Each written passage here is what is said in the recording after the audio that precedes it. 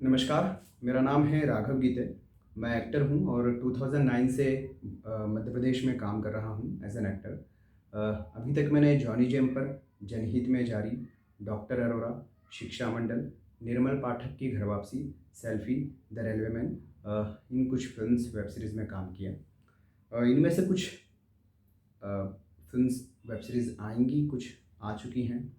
मैं 2009 से काम कर रहा हूँ, मध्य प्रदेश में काम कर रहा था, भोपाल में काम कर रहा था और अभी 2-3 महीने पहले मैं मुंबई शिफ्ट हुआ हूँ। अभी जो मैंने आपको काम बताया इसके पहले भी मैंने कुछ लोकल रीजनल शॉर्ट फ़िल्म्स की हैं।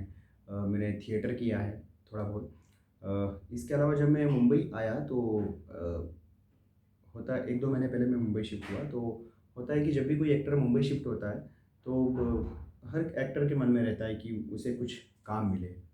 आते से काम मिल जाए, जो अक्सर होता नहीं है हर किसी के साथ में। थोड़ा-सा समय उसे देना पड़ता है, फिर उसे काम मिलता है। तो लेकिन मेरे साथ एक लकी थिंग ये रही, एक अच्छी चीज़ ये रही कि मुझे आते से ही 7-8 रोज़ में ही काम मिल गया। मुझे काम मिला क्राइम पेट्रोल में और मुझे क्राइम पेट्रोल में सेकेंडरी कैरेक्टर मिला, जबकि इसके पहले मैं टर्शियरी कैरेक्टर्स करता था फ़िल्म्स और वेब सीरीज़ में। तो वह जब मैं आया तो मुझे क्राइम पेट्रोल में जो ये सेकेंडरी कैरेक्टर मिला तो इसमें मेरी कास्टिंग जिन्होंने की थी, जिन कास्टिंग डायरेक्टर ने मेरी कास्टिंग की थी, उनका नाम है मैक्स सर। मैक्स सर ये क्रिएटिव कास्टिंग ग्रुप के हैं ओनर और जिसे हम एलिट ग्रुप भी कहते हैं। एलिट ग्रुप जिसका कभी-कभी हम लोग प्रोनंसिएशन इलाइट ग्रुप भी कर लेते हैं। तो ये उसी ग्रुप के हैं मैक्स सर। तो उन्होंने मेरी कास्टिंग की थी एक्चुअली। तो मैं इनका एक ऑडिशन व्हाट्सएप पर ऑडिशन अपडेट ग्रुप है, स्पेशल ऑडिशन अपडेट ग्रुप जिसे एलिट ग्रुप कहते हैं। तो मैं इस ग्रुप से जुड़ा था, तो उसमें मैंने ये एक ऑडिशन की अपडेट देखी थी क्राइम पेट्रोल की, तो मैंने उनसे पूछा कि क्या मुझे लग रहा है कि मैं इस कैरेक्टर के लिए फ़िट हूँ, तो क्या मैं फ़िट हूँ क्या? तो मैं फ़िट था उसके लिए, तो उन्होंने मेरा ऑप्शन आगे भेजा, तो मेरा ऑडिशन सिलेक्ट हुआ और मुझे वो सेकेंडरी कैरेक्टर मिला। तो आते से काम मिलना, वो भी 4-6 रोज़ में और सबसे पहला काम जो मुझे मिला सेकेंडरी कैरेक्टर मिला, जबकि इसके पहले मैं टर्शियरी कैरेक्टर करता था। तो ये मैक्स सर के थ्रू हुआ है पॉसिबल। तो ये चीज़ तो मैं जीवन भर याद रखूँगा कि मैक्स सर ने मुंबई में मुझे पहला काम दिलवाया था। तो thank you so much max sir, आपकी बदौलत मुझे पहला काम मिला और वो भी सेकेंडरी कैरेक्टर मिला। और मैं अपनी तारीफ़ अपने मुँह नहीं कर रहा हूँ, लेकिन जिन्होंने भी वो देखा वो सब कहते हैं कि अच्छा काम हुआ है।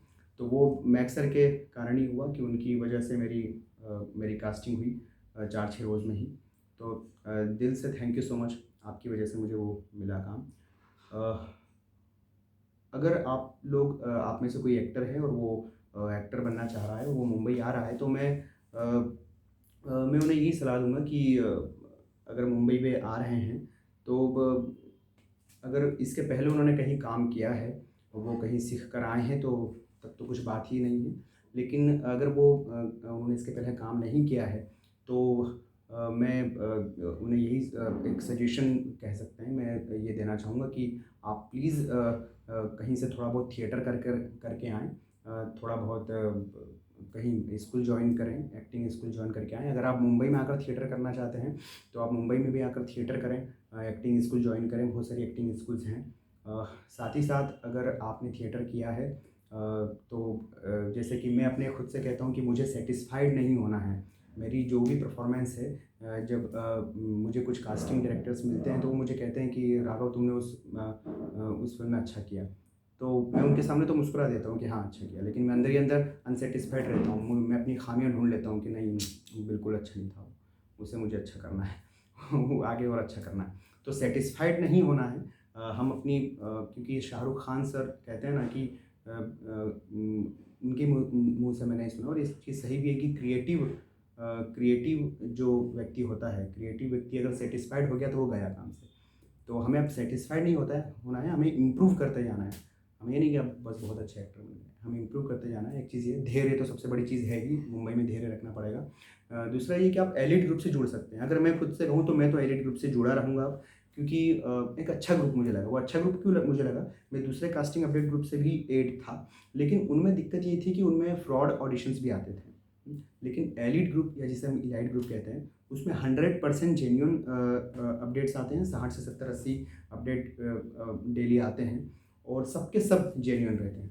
दूसरा मुझे एक उसमें कंफर्टेबिलिटी ये लगी कि उसमें एक चीज़ ये होती है उनके ऑडिशन ग्रुप में कि उसमें जिस भी कोई भी कास्टिंग डायरेक्टर होता है, तो उसका नंबर टाइप्ड रहता है, बजाय फ़ोटो में।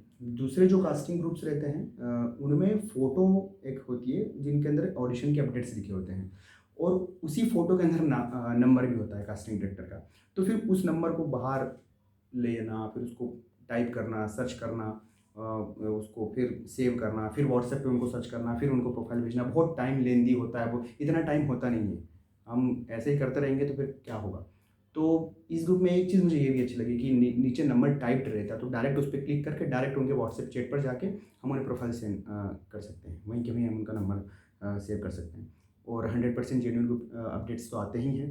तो ये बहुत सारी अच्छी-अच्छी चीज़ें हैं एलीट ग्रुप की, तो मैं तो एलीट ग्रुप से जुड़ा रहूँगा और अगर आप भी जुड़ना चाहते हैं, तो आप भी जुड़ सकते हैं। मैं आपको सजेशन दूँगा कि आप प्लीज़ एलीट ग्रुप से जुड़ें, तो आपको एक अच्छा audition update special audition update group मिलेगा।